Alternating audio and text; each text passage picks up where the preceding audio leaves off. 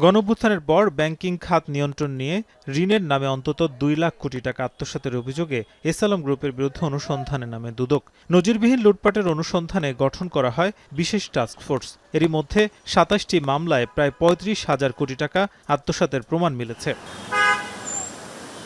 দুদকে আসা বাংলাদেশ ব্যাংকের প্রতিবেদন বলছে, ইউনিয়ন ব্যাংকের মোট ঋণের ১৮,৩৪৩ কোটি টাকা গেছে এস আলমের পকেটে। কোনো ধরনের জামানত ছাড়াই স্রেফ কাগজে কলমে কাল্পনিক লেনদেন দেখিয়ে লোপাট করা হয় এসব অর্থ।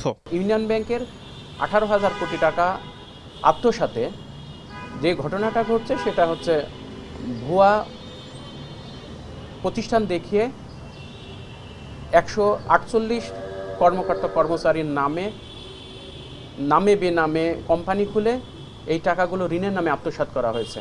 দুদকের তথ্য বলছে, এই মেগা লুটের নেপথ্যে ছিলেন ব্যাংকের সাবেক এমডি এবিএম মোকাম্মেল হক চৌধুরী, আব্দুল হামিদ মিয়া ও ওমর ফারুক সহ ১৪৮ জন, যাদের নথিপত্র চেয়ে বিভিন্ন দফতরে পাঠানো হয়েছে চিঠি।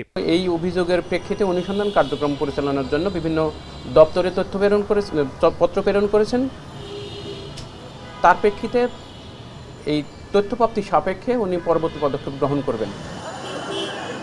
এদিকে আলাদা দুর্নীতির মামলায় সাবেক স্বরাষ্ট্রমন্ত্রী আসাদুজ্জামান খান কামালের মেয়ে সাফিয়া তাসনিম খান এবং সাবেক যুগ্ম সচিব ধনঞ্জয় কুমার দাসকে তলব করেছে দুর্নীতি দমন কমিশন। নাজমুস সাকিব, এখন, ঢাকা।